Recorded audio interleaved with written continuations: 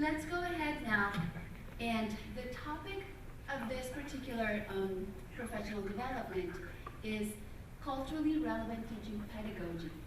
So the way we're going to approach this is we're going to be highlighting the stories of teachers and students of color. We have wonderful note speakers today and wonderful facilitators as well. So as educators, we must understand the lived narratives of our students of color and the communities that they represent, right? We also have to be aware of our own culture and how that influences or sometimes provides barriers to how we engage with students of color. So we need to be cognizant of that. To achieve this, we must create new narratives and pedagogies to support marginalized students. Now, in helping us plan for today, we have devised 3 learning objectives for today, for you. Here they are. Learning objective number 1 is to develop a framework that challenges the norm of how we teach, engage, and support students of color that can be applied to our own classrooms. Learning objective number 2 is to critically discuss the issues that students of color and us, teachers of color, face in the classrooms and how these stories provide an important lens of how to create new narratives of developing and sustaining them, the students, and us, the teachers of color. And lastly, the 3rd learning objective for today will be to identify the commitment to engage in fugitive pedagogy that Dr. Delpit will introduce us to today. Moving forward, by the end of the day, you will also be able to engage in the question of the day. And what is that question? Well, that question consists of asking ourselves, how can you develop a plan to engage in the fugitive pedagogy that Dr. Delpit will introduce us to today? In doing so, we also want you to think about what are some of the best practices from all of the presentations, all of the discussions, and all of the experiences that you will be learning from today. Also, we want you to think about how do these experiences and how do these practices connect to the grade levels and the subject areas that you are currently either teaching or that you plan to teach in the future. We are introducing you to these because we want you to come to these sessions and we want you to listen to Dr. Delpit's keynote, having these questions in mind, okay? And now, my favorite part. We are honored to have esteemed scholar Dr. Lisa Delpit with us today. Dr. Delpit is an expert in multicultural education. She is also an expert in culturally responsive teaching pedagogy, and her work amplifies the voices of minoritized students. It is really an honor to have you here today, Dr. Delpit. As our keynote speaker, Dr. Delpit will challenge us to think about our country and the narratives that question the value, intelligence, and character of our marginalized people of color. And as Dr. Delpit tells us, and I quote, teachers wishing to counter these beliefs must rethink our work and recreate stories for a new America. In the words of author Farvis Givens, we must follow the path laid by our predecessors and commit to engaging in future pedagogy. We will learn more about it through Dr. Delpit. Dr. Delpit will join us the entire day, so use this opportunity to engage and learn from a top scholar who is committed to teaching and learning, who is also committed to cultural teaching pedagogy, and please ask her questions. This is a once-in-a-lifetime opportunity, at least for me. Dr. Delpit also will join us in the keynote, the breakout sessions later. So we will have an opportunity to engage further in her work. We are also very excited to welcome 3 community-engaged educators. They are Dr. Linda Johnson McClinton, who will be talking to us about her experiences as being a middle school teacher, and she will introduce us to the concept of teacherpreneur. I cannot wait to hear about that concept. We also have in the room Principal Breon Minor Mitchell, who will discuss her narrative about best practices that she uses to engage students of color. And we also have our very own Mrs. Morgan Jackson. Mrs. Jackson will discuss how to make choices and support all students' identities and intersectionalities, as well as their global demographics. We're very excited to have them here today. So you will hear about these engaged educators' narratives as to how they came to the teaching profession and what are the best practices that they use to engage their own their own students of color. Pardon me.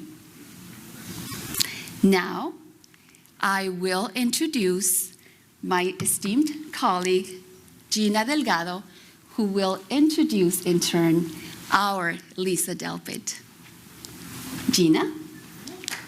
Thank you.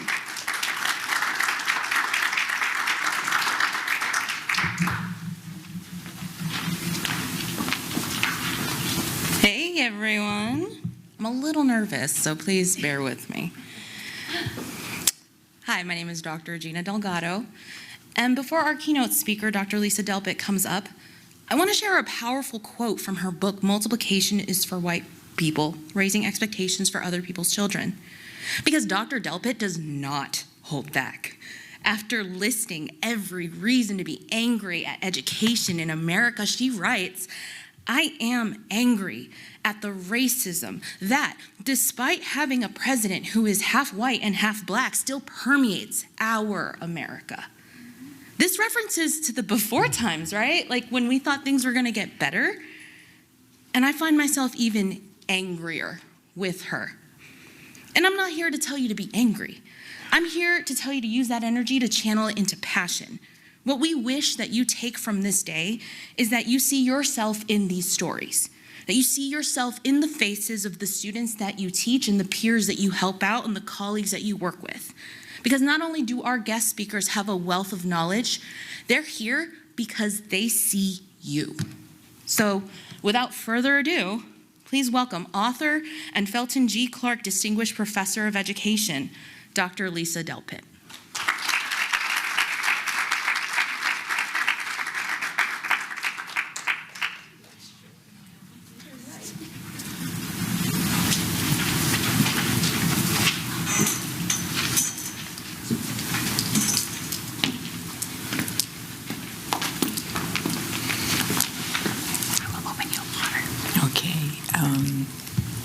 Can we move that back so I can have a place? You want to take your stuff? Yes. This is yours. It's yours. Thank you.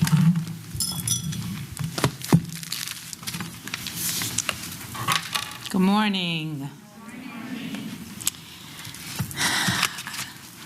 You know, there was so much that I wanted to talk to you about that I just told Gina that I might, pull this back so you can see, that I might go over a little bit.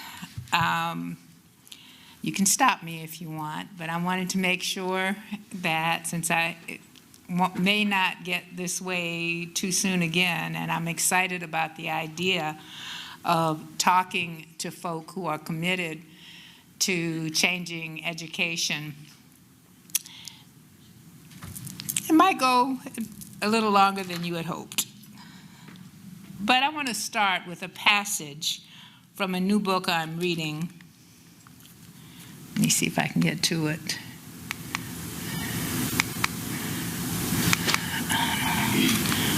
These are going backwards, aren't they? There we go.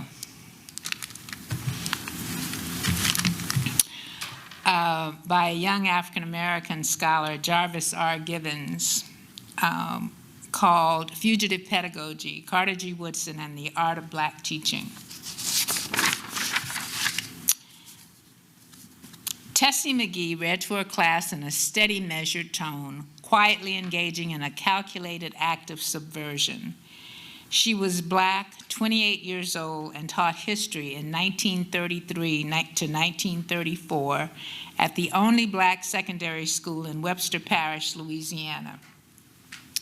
The state's all-white Department of Education and local school board gave clear instructions. Teachers were to keep a pre-approved outline openly displayed on their desks, which they were to follow closely to acquaint their students with the targeted learning objectives. Black educators and families in Webster Parish had little formal control over curriculum, even though the school was paid for with funds raised by double taxing themselves, which basically means that the Black people paid the regular taxes, but those taxes didn't go to schools. They had to pay extra for their schools. They cultivated neighborhood patches of cotton that they handed over to local school officials. Despite being tax-paying citizens, Blacks found state allocations of resources to be far less for their children's education as compared with white children's. On many occasions, McGee made what she deemed to be necessary revisions to the mandatory curriculum. Based on her own judgment, and perhaps at the recommendation of fellow Black teachers, she often read passages from Carter G. Woodson's Book of the Negro, which rested comfortably in her lap. She kept the book out of sight, understanding the likely repercussions were she to be caught. Like most Black educators, Miss McGee was a public employee and vulnerable to the disciplinary practices of Jim Crow authorities. But she was undeterred. She read to us from that book, one of McGee's students recounted. When the principal would come in, she would simply lift her eyes to the outline that resided on the desk and teach us from the outline. When the principal disappeared, her eyes went back to the book in her lap. The scenario from Miss McGee's classroom illuminates what this book calls fugitive pedagogy.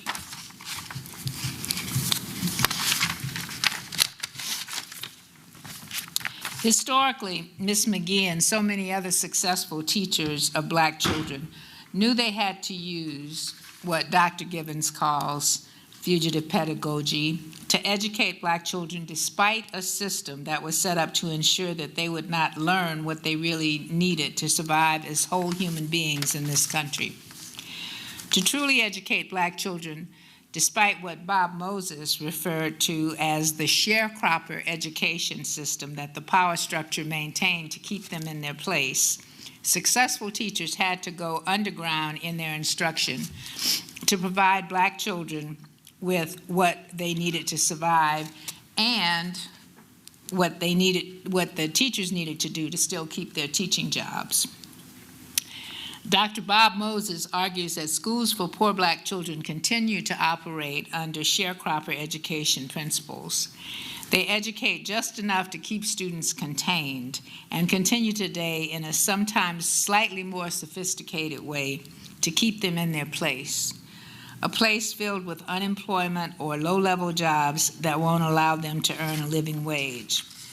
And of course, all of you know that that goes to other marginalized students of color as well.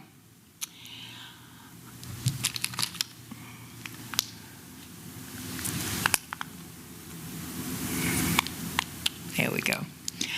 On July 25th of 2021, the world lost Dr. Robert P. Moses, the former esteemed civil rights leader of the 1960s voter rights drives in Mississippi, and more recently, the champion of Black students through his wildly successful Algebra Project and Young People's Project, existing in cities throughout the country.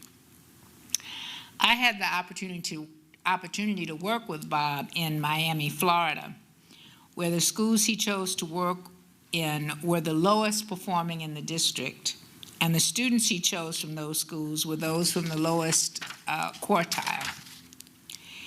He was a true practitioner of fugitive pedagogy, the pedagogy that works for educational excellence, even when confined within a system that consistently maintained the status quo of Black student failure. Many of the students who went through his programs proceeded to higher education. One that I know personally, Courtney, is about to receive a doctorate in mathematics. And remember, she attended a high school ranked in the lowest quartile of her district, and she initially scored in the lowest quartile of her school's students. I'm proposing today that if we are to truly educate all children, we must continue to pursue Dr. Bob Moses's, Carter G. Woodson's, and Jarvis Gibbons and Ms. McGee's model of fugitive pedagogy. Doing what needs to be done in a setting that does not support the effort to educate marginalized children, and doing so with enough finesse to stay employed. But why does this situation continue to exist in our America? Why can we not trust the nation's education system to educate all of our children? For one, the country is built upon belittling beliefs about certain people and their children. Those beliefs become the stories that we all are indoctrinated with, whether we consciously are aware of it or not.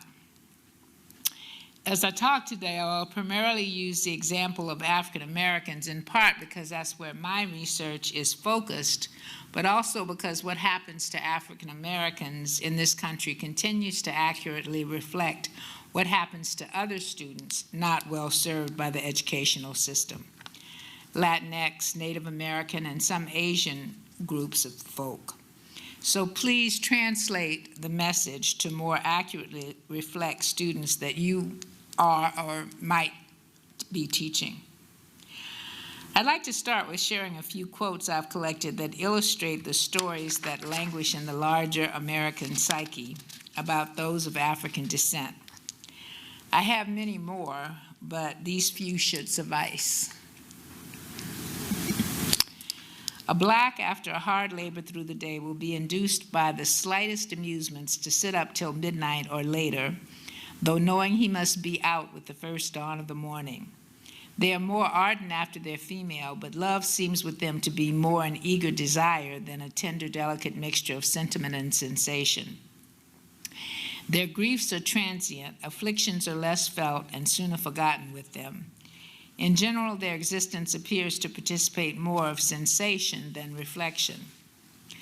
I advance it, therefore, that the Blacks, whether originally a distinct race or made distinct by time and circumstances, are inferior to the whites in the endowments both of body and mind. Anybody have any idea who said that? Well, it was Thomas Jefferson, author of the Declaration of Independence and third president of the U.S., in his notes on the state of Virginia in 1781. Now, moving to 1916, Black and other ethnic minority children are uneducable beyond their nearest rudiments of training. No amount of school instruction will ever make them capable citizens. Their dullness seems to be racial. Children of this group should be segregated into special classes and be given instruction which is concrete and practical. They cannot master abstractions, but they can be made efficient workers. There is no possibility at present of convincing society that they should not be allowed to reproduce, although from a eugenic point of view, they constitute a grave problem because of their prolific breeding.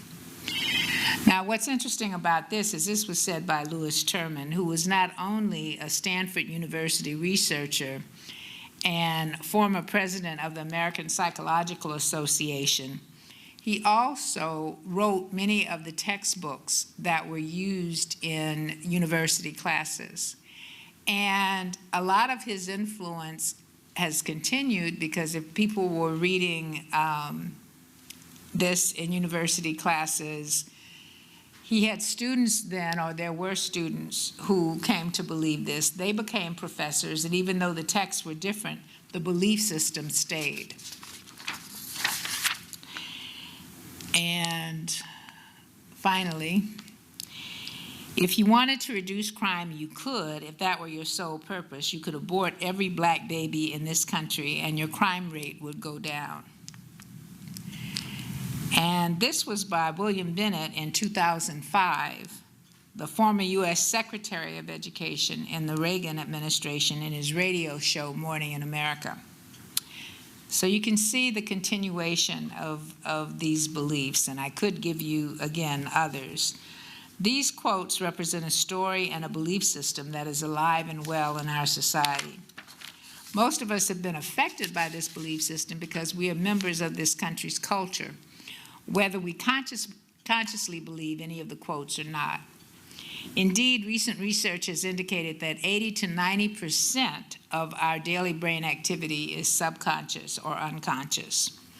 Most of what we do is a result of unconscious physiological functioning or subconscious psychological programming.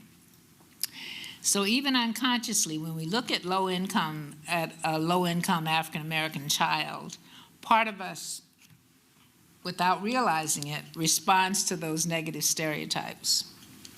Author Beverly Tatum talks about how people become smog breathers in Los Angeles. She said, if we live in Los Angeles, we become smog breathers. We don't do anything to become smog breathers. We don't choose to become smog breathers. We just go about our everyday lives and breathe smog.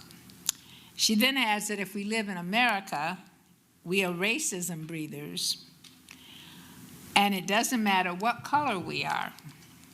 We don't try to be. We aren't usually conscious of the racism we breathed. We just go about our regular lives, and that racism fog has infiltrated our brains.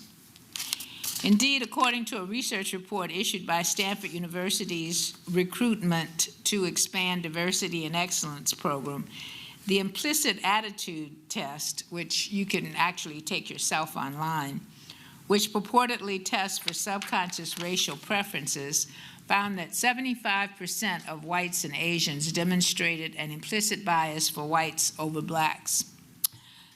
But hold on, black people, because close to 30% of black participants also demonstrated an implicit bias for whites over blacks, which goes to show us that the racism fog truly affects us all.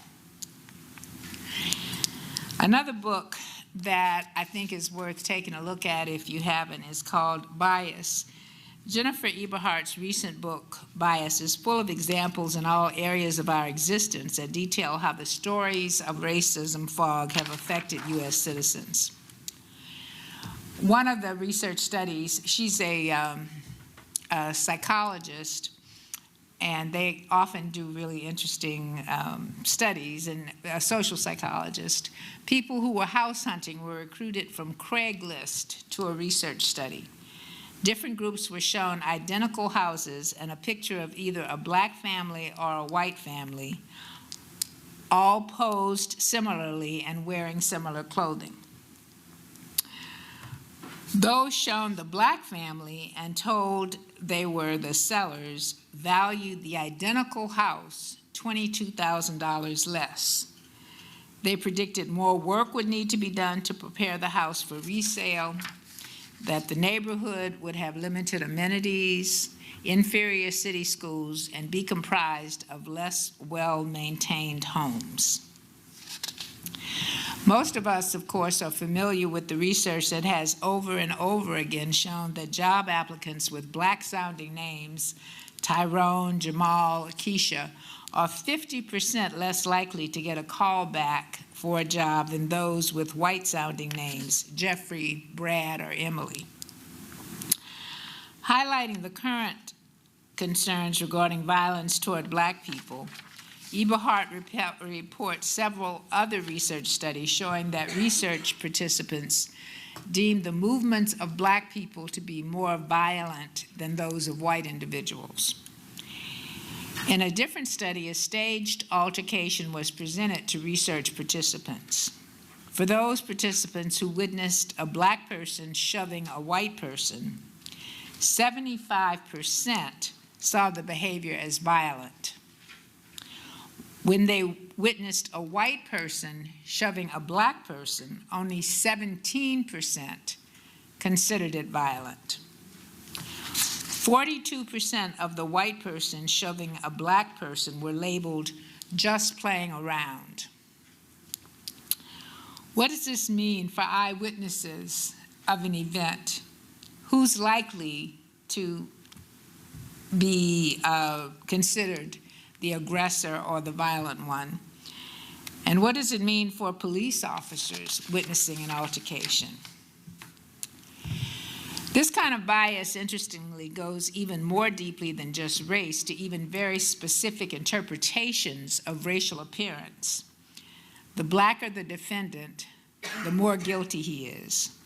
Apparently, these claims can determine life or death in the criminal justice system. Eberhardt and her associates identified photographs of black people who had committed the same capital crime. They asked a group of study participants to look at the photos and determine which photo they considered more stereotypically black. I mean, these were numbers of photos. This is one example. Researchers then looked back at the sentencing of the individuals and found that only 24% of the less stereotypically black individuals were sentenced to death, while 57% of those who were determined to have more stereotypically black features were sentenced to death. So in so many ways, blackness can be fatal. We're also unconscious of our biases that we seldom see how even our language is embedded with racist overtones. I'm going to share a tongue-in-cheek essay from Robert Moore on racism in the English language. And I'm wondering if somebody could volunteer to read it out loud. I don't know if these mics are these mics live? I believe they are. Nope. Yes, okay. Would somebody volunteer? You want to come up to the mic? It's hard to read, let me just say that, because all the parentheses indicate a description or a definition of how these terms are used. I'm just saving my voice here. Where are you? There you are. Okay. Son may blackly, angrily, accuse him of trying to blacken, defame the English language, to give it a black eye or a mark of shame by writing such black words hostile. They may, sorry, I don't have my glasses on. They may denigrate to cast aspirations to darken him by accusing him of being black-hearted, malevolent, of having a black outlook, pessimistic, dismal on life, of being a blackguard, scoundrel, which would certainly be a black mark, detrimental fact against him. Some may black brow scowl at him and hope that a black cat crosses in front of him because of his black deed. He may become a black sheep, one who causes shame or embarrassment because of deviation from the accepted standards, who will be blackballed, ostracized, by being placed on a black list of undesirables in an attempt to blackmail, to force or coerce into a particular action, him to retract his words, but attempts to blackjack, to compel by threat, him will have Chinaman's chance of success, for he is not a yellow-bellied Indian giver of words who will whitewash, cover up, or gloss over vices or crimes, a black lie, harmful, inexcusable. He challenges the purity and innocence, white, of the English language. He doesn't see things in black and white, entirely bad or entirely good. terms of, for he is a white man marked by outright firmness, if there ever was one. However, it will be a black day when he will not call a spade, even though some will suggest a white man calling the English language racist is like the pot calling the kettle black. While many may be, and I do not feel comfortable saying the word, grudgingly scanty in their support, others will be honest and decent. And to them he says, that's very white of you, honest and decent. Thank you. That was tough. Yeah. So he was writing it, like I said, tongue in cheek, but it shows us a little bit about even the language that we are speaking, how the English language is embedded with racialized terms. We're constantly bombarded by descriptors that feed racist stereotypes into our already saturated brains. Because these beliefs affect all citizens, it cannot help but affect educators and students. Whatever beliefs we hold subconsciously about the children we teach inevitably becomes a part of the children's psyche as well. We often say all children can learn. I believe all children do learn. They learn exactly what we think of them, even when we are not fully aware of it ourselves. A recent Yale study showed a group of teachers a video, or groups of teachers, a video of preschool children and asked them which children were likely to be behavioral problems. Researchers then tracked teachers' eye movements, and that was the basis of the study, and found that teachers looked more consistently at black children, especially boys. I lost myself. Assuming very likely subconsciously that that black boys would be most likely to misbehave. This kind of over-scrutiny leads to teachers seeing more misbehavior among black children than among white children, exhibiting the same behaviors. This is likely one of the causes of a 300% greater likelihood that black children will be suspended from preschool than their white preschool classmates. This pattern worsens with older African American K-12 students.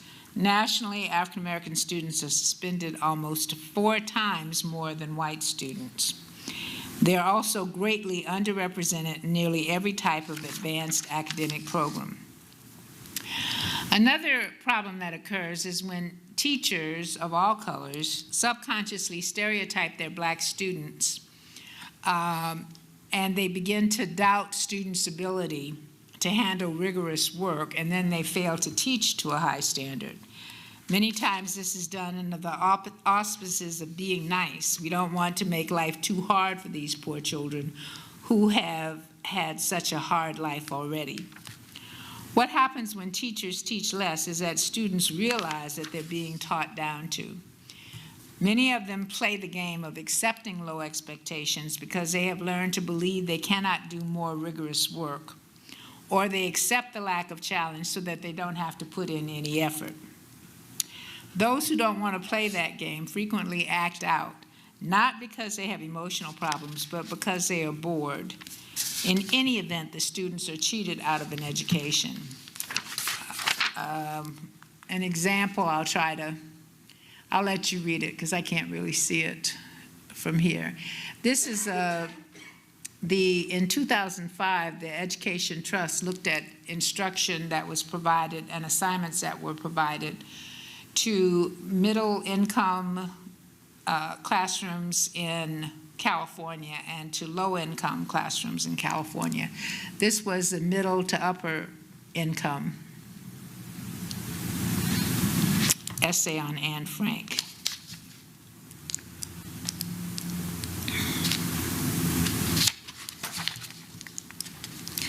And this was the assignment that was given to the low-income students. They had to fill in a blank with one word. My best friend, a chore I hate, a car I want, my heartthrob. I think it's obvious which kids would learn anything in these kinds of settings. Students must know that you believe they can do difficult work, and you must provide all the assistance they need to do it. That's a really important element that can't be understated. Because on the Anne Frank, clearly if you were working with kids who hadn't had the experience, you'd need to work through with them all of those elements, but they could do it. You cannot set high standards and not provide the support that students need to meet them. I found that sometimes they will resist your efforts.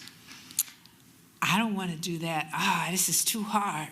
But if you stop pushing them, many of the students will say to me when I was going to talk to the students, she just don't believe in us anymore. So African American and other marginalized students may face other threats to identity as scholars as well.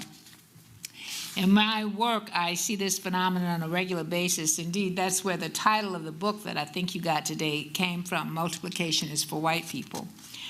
It was a child saying to a tutor who was trying to teach her multiplication, why are you trying to teach me this, Miss L? Black people don't multiply.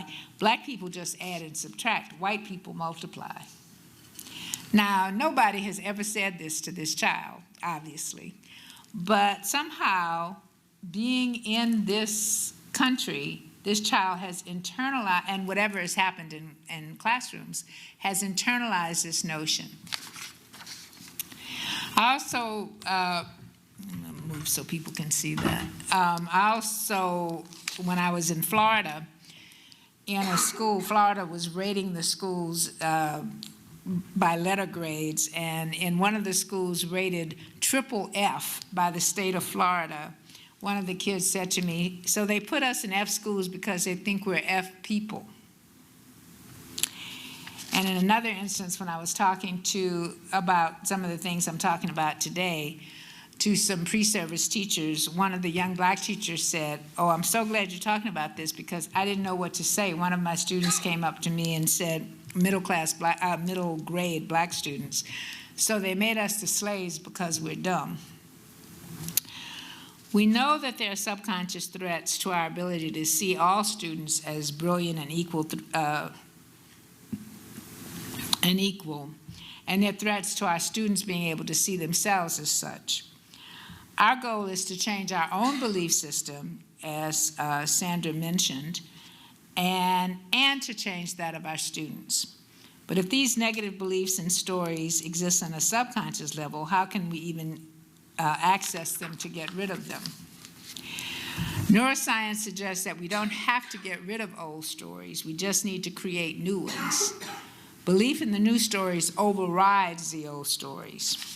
We have to inundate the conscious mind with different visions and ideas to reprogram the unconscious or subconscious mind. And that's what Ms. McGee was doing in the opening story. We have to give ourselves new stories that uncover the brilliance that our students were born into. Changing the stories that support negative stereotypic beliefs and thus changing the resulting negative consequences of holding those beliefs, that's where I think fugitive pedagogy comes in. Engaging in fugitive pedagogy depends on our ability to transcend larger societal stereotypes to see the brilliance of the children before us. It also demands that we create counter-narratives, as we also heard, new stories, so that our students can see their own unlimited potential, that we make them feel as if they belong in the school community. And it asks that we engage our students in pedagogy that identifies their cultural and intellectual legacies and pedagogy that is consistent with their cultural interactional styles. I want to share with you 4 ways that we know will connect children of color to their highest potential. There are others, but these 4 strategies, if implemented, will go a long way to provide new stories and new strategies for our children and for ourselves. Let me say, however, that none of these is new. I did not create them. Years and years of research, often by black scholars, has taught us what needs to be done to better educate black children. Despite millions of dollars being spent by districts, foundations, and the state to buy these scholars' books or to bring them in for presentations and workshops, nothing in the required curricula has really changed. As a matter of fact, in many ways, statistics are indicating that things are getting worse. Black children continue to fail. Black children, especially boys and even preschool boys, continue to be suspended and expelled. Black children continue to drop out. Black children continue to graduate high school without the skills or knowledge necessary to proceed to post-secondary education or high-paying jobs. In my years and years, and let me add years, of being in this field, I have come to believe that this is not a situation of ignorance, but one of willful intention. If we know how to keep Black and other marginalized children in schools and properly educate them, and we don't do it, then what else can we say but willful intention? Many schools in the poorest of districts have done so. And there are many examples of schools that have had success with low-income children of color. However, many of those don't exist anymore. My mentor, Dr. Asa Hilliard, has spoken truth when he told educators to be prepared. The fastest way to close a school or program down was to exhibit success in teaching marginalized children. And that was one of his, that's Dr. Hilliard in one of his quotes.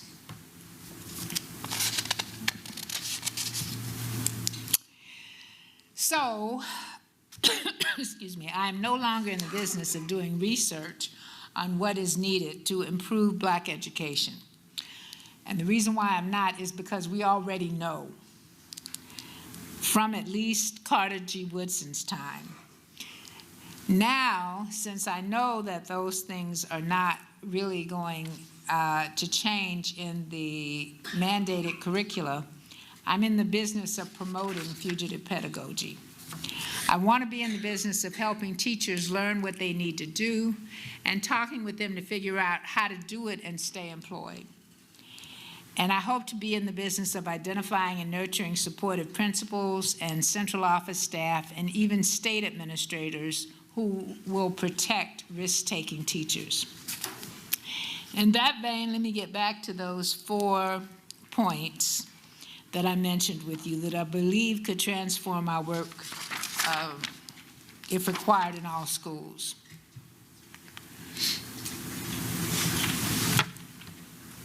Yeah.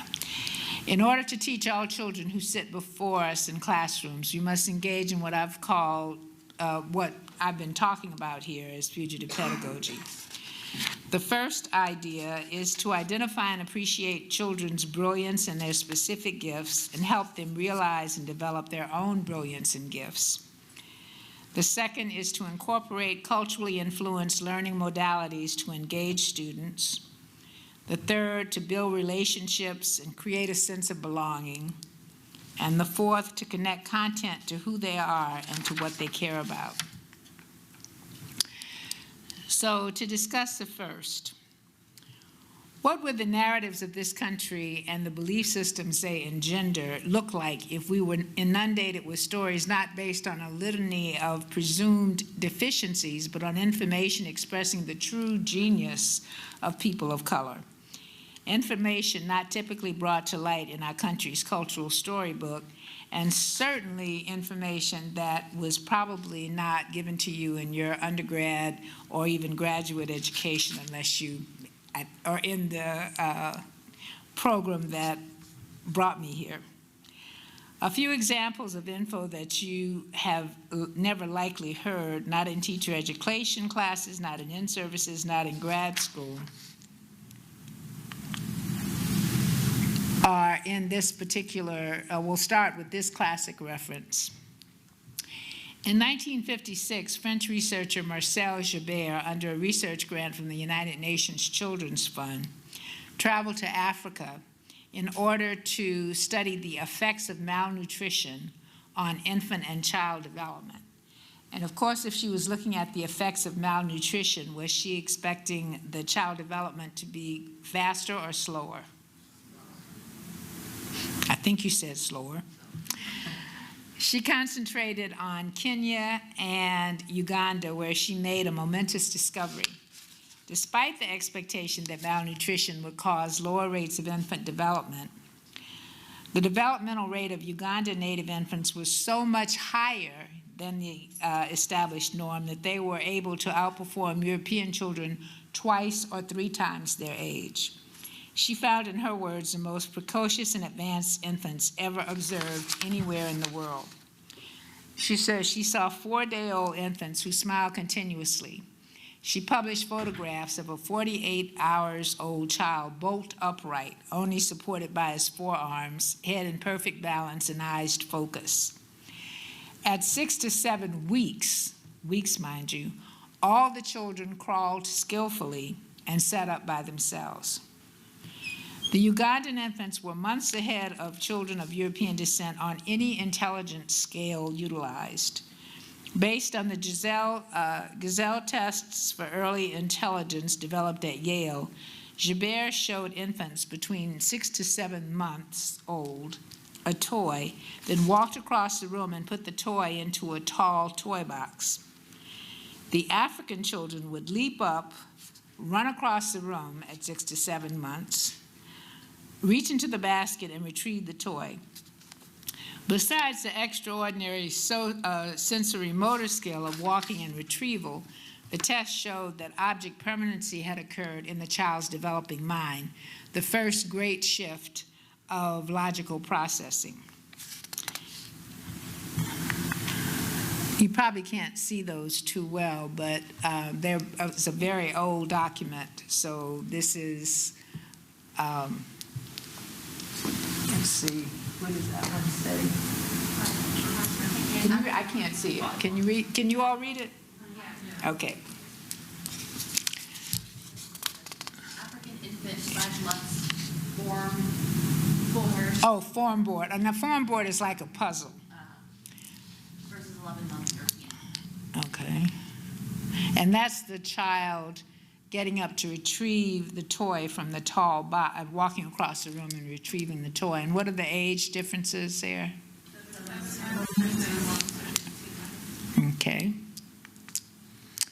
And this is climbing the stairs. So this was in 1954 or 56, whatever it was. But to moving forward and into the U.S., in the mid-1960s, William Frankenberg, a professor of pediatrics and preventive medicine, and fellow researcher Joe Dodds were intrigued to find that black children as young as 6 months develop significantly more quickly than white infants. Now, nobody had ever published about this. Frankenberg and Dodds found the results interesting, but perhaps not replicable. The researchers who worked together for more than 20 years then crunched the numbers on thousands more children years later. Once again, they were astounded. There were no items that the white children were doing earlier than the black children in the first year of life, Dodds notes. Even by age 4, blacks had an edge in 15 categories, while whites bested blacks in only 3. These were 2 studies removed by years and totally different samples of kids. To come up with some of the same trends, I didn't believe we would find that. And even more recently, in 2006, Phyllis Rippeyong looked at scores of African American and white infants on the Bailey scale of infant development.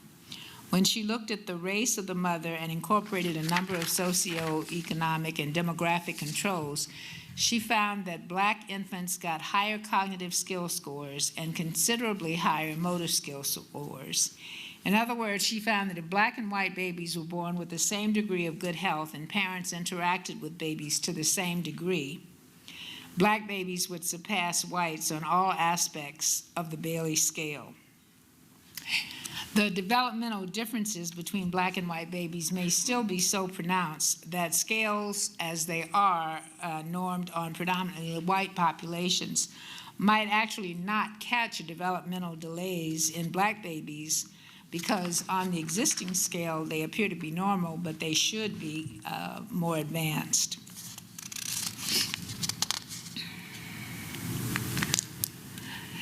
Actually, so we can actually clearly miss what's going on if we only norm things on one population or predominantly one population. One point in presenting this information is to clearly show that there is no achievement gap at birth, at least not one that favors white children. Understanding this might give teachers new insight when working with African American children.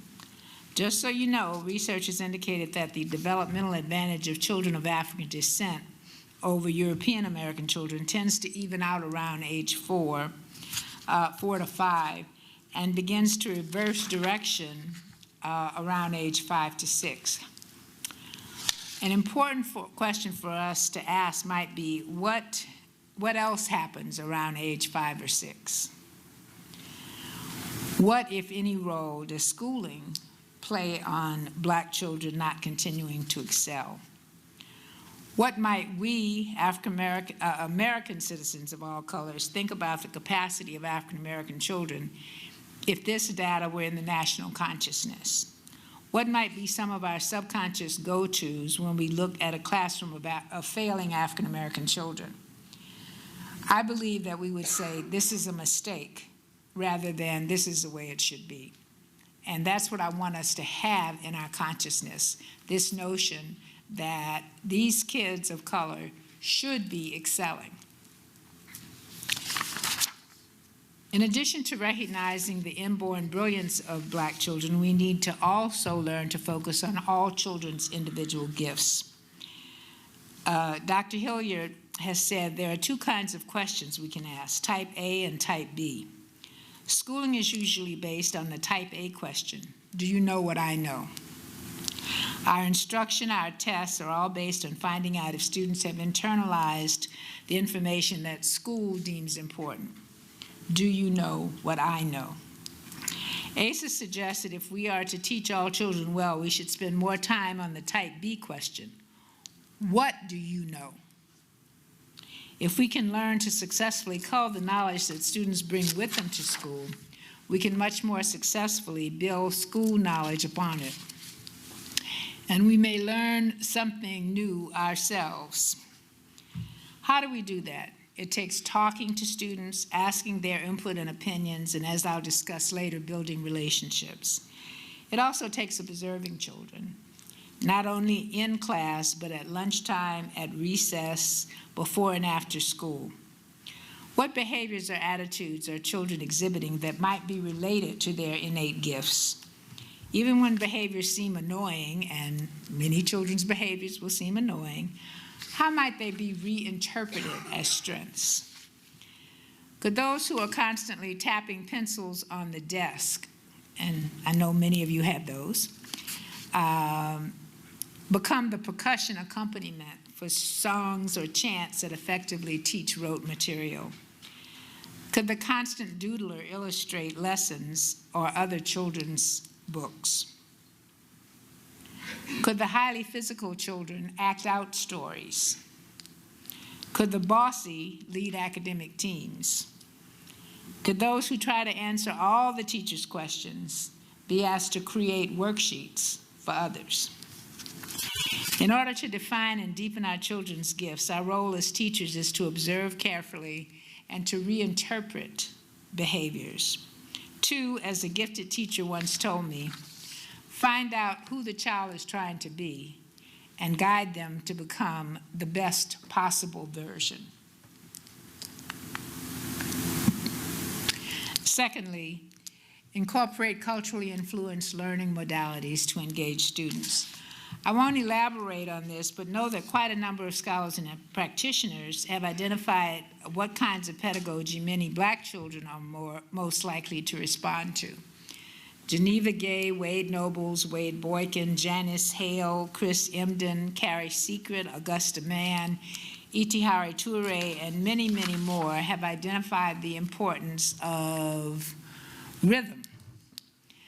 a teaching method that involves action, movement, sound, and speech. Ritual, connecting the heart and the mind with meaningful words and practices. Recitation, performance that involves repetition of important information within the context of a performance. Verve, the inclusion of personal style and uniqueness, putting one's own brand on an activity. And emotional vitality, incorporating joy, a sense of aliveness, animation, and openness in language, actions, and thoughts. These concepts are fairly self-explanatory, but we can discuss them more, if you'd like, in breakout groups. And just remember to ask it. But definitely seek examples from those who have written about them, and also about other children who have been less well served. What are the things that researchers, particularly those who look like the children, have said about what interactional styles and patterns are most likely to engage those students? Every lesson need not include every element, but making sure that students have some of these elements in every school day will go a long way toward engaging students in whatever you're seeking to teach. Third, build relationships, create a sense of belonging. Research studies have shown that belongingness is not only something humans crave, but is a major element for students completing or dropping out of school as well. Nilda Flores Gonzalez identified the difference, looked at the difference between those who dropped out of school and those who stayed in school, in high school. And she found that the biggest difference was a sense of belonging that students had in elementary school. She talked about that what developed at high school level were school kids versus street kids. Where you get a sense of affirmation, belonging, and have relationships determines what you identify with. So if school has given you that sense of connection, of belonging, then you identify as a school kid. If what happens outside of school and the groups that exist outside of school are the ones that give you a sense of belonging and connectedness, then you may become what she calls a street kid. So high school dropouts really start in kindergarten, because it is starting in kindergarten that our kids begin to get a sense of whether or not they belong in school. It means you have to take time to know the student. One of the things I ask some of my students to do is make a list of all the students in their classroom and see if they can identify something that the students like to do or an interest that the students have outside of school. As a classroom teacher or a group of teachers who teach the same students, or even as a school, put up each kid's name on the wall and put a post-it if you have a good relationship with that child. Which children have very few post-its? That gives us a lot of insight into which kids in a school may be being neglected. Teachers often say they don't have time for relationship building. If you haven't built relationships, how is the learning going? My guess is not too well. The question is, do you have time not to build relationships? Geneva Gay says of Black children that they don't learn from a teacher or just from a teacher, but for a teacher. Many of the kids will say, I did your homework, Miss Grant. I did your homework because I have a connection to you. So again, what do you do? Lunchtime, eating lunch with a few children at a time. Recess, having conversations with kids at recess. Have kids respond to prompts that will help you know who they are and what they love. Notes to parents at the beginning of the year. What is your child good at? What does he or she know already? What interest does he or she have? What are you most concerned about? What do you want me to know about your child? If your parents don't respond, this is what you ask about in a phone call or a meeting before you start to tell the parent about the child. This will not only improve your relationship with the child, but also with the parents. We need to create a sense of belonging among the students as well, so that they feel they are connected to a group within the classroom. And I'll remember that, and I'll talk about it more in a breakout session. Oh, relationships. Connect content to who they are and to what they care about. Okay, this is a model that I've been working on to think about how to connect curricular content to the culture of different students. And what we've pretty much found is it should be connected to the student's cultural and intellectual legacy, connected to students' lived experiences, connected to a value outside the classroom, and connected to the student's community. Now, if we can take what I've done is have teachers take an element of curricular content and see how that might connect in those 4 ways. Every time you teach, it doesn't have to connect in all 4 ways, obviously, because you won't be able to do that. But if you can connect it to at least one of those ways, then you'll go a lot further than if there's no connection. So to talk first about the cultural and intellectual legacy, for Black students, and you can figure out for other students, that would mean more ideas about Black history, literature, art, music, the historical brilliance of Africa, the world's first libraries and universities having been in Africa, the civil rights movement and the special place of young people in it. Because we seldom learn this information in university classes, some schools I know have teachers over the summer research and write up an aspect of Black culture and history that can connect to a particular subject area so that they can share with other teachers. Or teachers can work in small grade level groups to devise culturally connected curricula. Or perhaps create online groups of like-minded teachers who can collectively research both from the internet and with each other new ways to connect the required curriculum to the students they're teaching. And you notice all of those are group efforts, and that's what I think we need to do too. We can't recreate every wheel. We need to work together to support each other in doing this kind of work. Oop.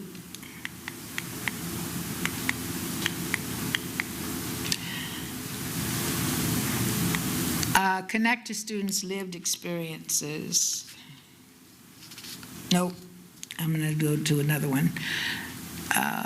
This one. Important outside the classroom. One really great one is having students present whatever learning they have and research findings to a larger community. 3rd graders in Baltimore walked to school near an abandoned strip mall that had become an eyesore. They took photos and successfully wrote letters to the owners of the strip mall and to city politicians to have it cleaned up. There's a lot of English language arts, and they actually did a lot of math and a lot of other curricular necessities in that project, and it was cleaned up, so they're not only learning that they have efficacy, but they are learning the skills that school demands. Connect to students' lived experiences. Whatever is happening that is of interest to the students is of value to connecting to the curriculum. And again, I can talk more of that in the breakout. Obviously, having discussions with students gives teachers the opportunity to know what is closest to their hearts. And finally, connect to the students' communities. One science teacher was interesting because he saw like people put out mattresses in the community where he lived, and the kids were jumping on them and moving around and doing somersaults. And he was concerned about the health of that, so he had his kids actually do bacterial counts with microscopes of those mattresses, and then the kids were shocked to find all that was there, and then they shared with other kids and other people in their community to try to prevent kids from getting on those mattresses. So how can you accomplish all four of these ideas in a classroom with predetermined curricular policies and perceived restrictions? Again, I think we should talk about that more in the smaller groups. Let's see what time we have now. Well, I'm going to take 10 more minutes. If we have time, I want to share. I'm going to go ahead and share an example of instruction in a high school that embodies all the ideas that I've discussed. One way of ensuring that the world sees Black children and they see themselves as brilliant and academically competent is giving the students a greater sense of agency in their own learning. In order to be smart and capable, they have to believe that they are smart and capable. And in order to believe that they are smart and capable, they have to do things that smart and capable people do. Students need to feel as though they are not just recipients of knowledge, but are producers and presenters of knowledge. Students who've been told that they are less than, who have been assaulted with negative stereotypes about their academic competence, need to change the narrative for themselves and for the world. When stereotypes have them doubting their school selves, it will be hard to learn in traditional school ways. What if instead we turn the traditional model on its head? What if the students became the producers, the researchers, the data analyzers, the synthesizers, the presenters of knowledge? Would that not change the story both for the students, for the teachers, and for the communities to whom they presented the knowledge? This is McKinley High School in Baton Rouge, Louisiana. McKinley High School in Baton Rouge was the first Black public high school in the entire region. It has a great history, but recently it's been divided into a traditional school and a magnet school. At the time of this example, the traditional school was predominantly Black and the magnet school was overwhelmingly white. The larger community looked down on the traditional school as a typical ghetto school. A group of teachers and a university professor got together to create a research project for an all-Black group of traditional students. They worked out conducting an oral history project in the school in which the students would be the researchers. Students were told that they were researchers and that they were doing the work that university graduate students and professors usually did. They were doing oral history research. Any remediation the students needed was done in the context of a bigger picture university research.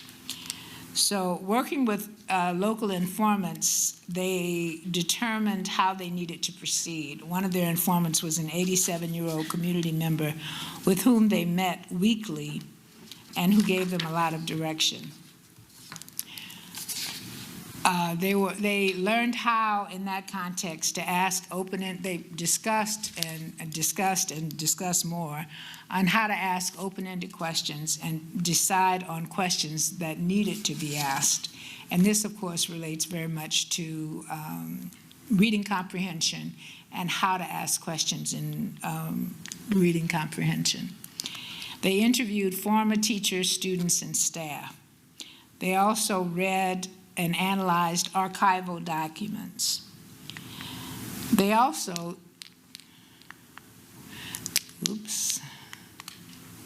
transcribed tapes, and in doing so, they had to deal with spelling, word choice, decisions about written grammar, punctuation, capitalization, paragraphing how to gloss spoken words to written context.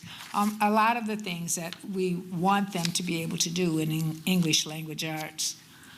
They develop presentations on the findings for the community, and they actually either presented at AERA.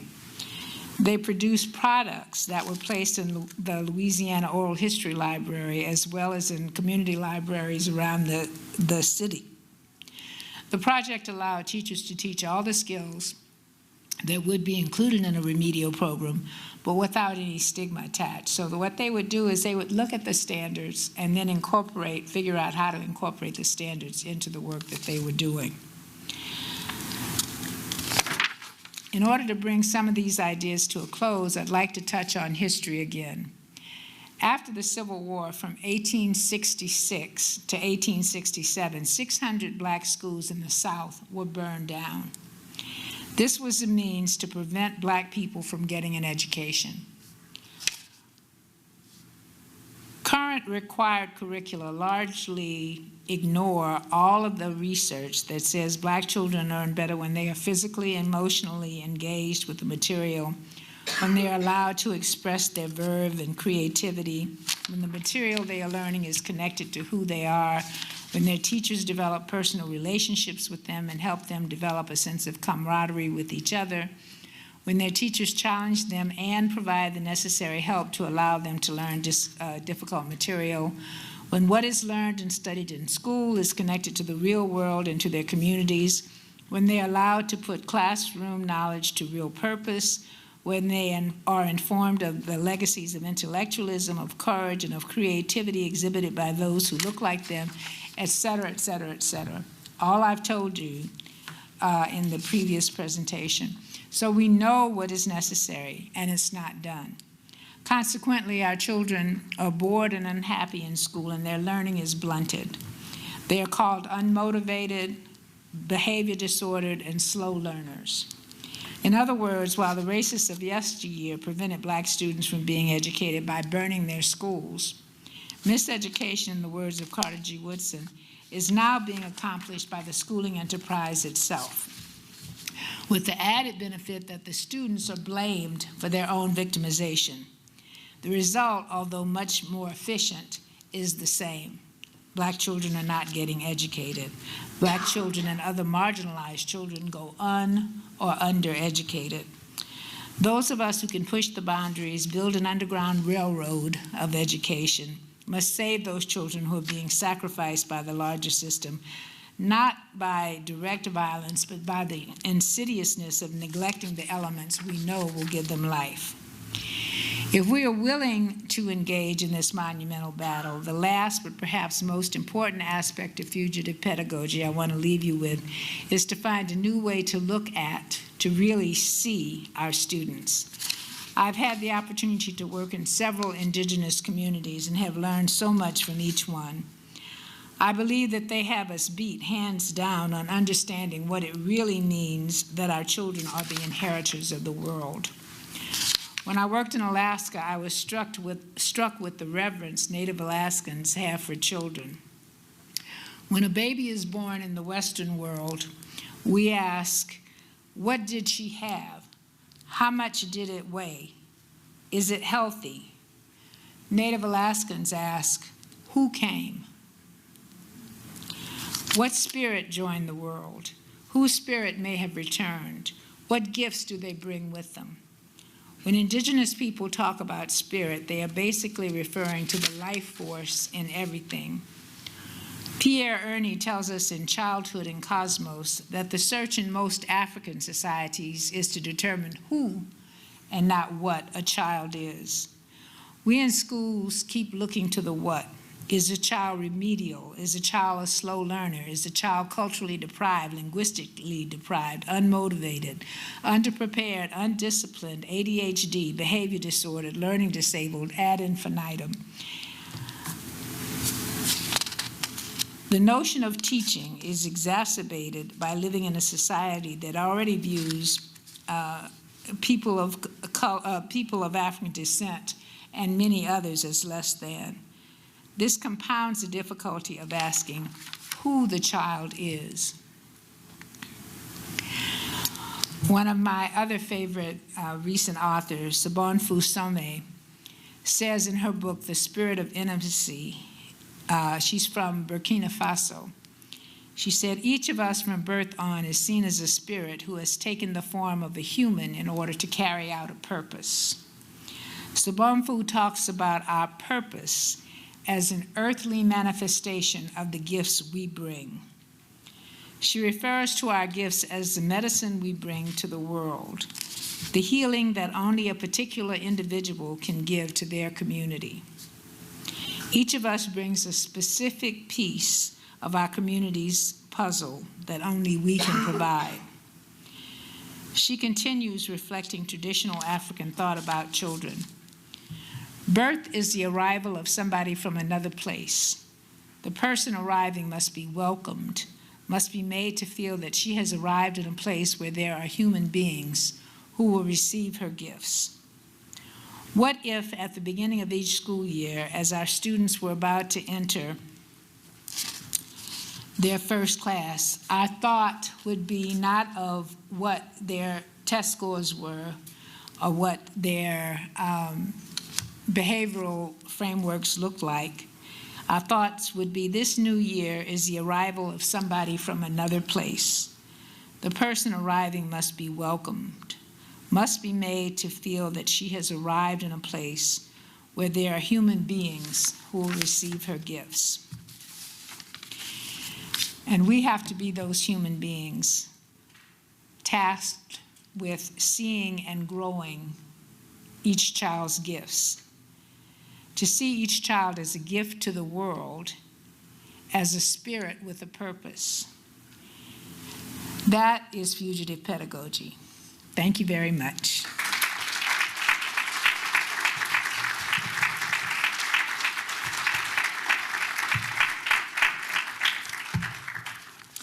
So I think, what are we going to do? Anybody want to tell us what we're going to do? We'll go to breakout sessions. There we go. Right now. We're going to go to breakout sessions. And we will continue the conversation.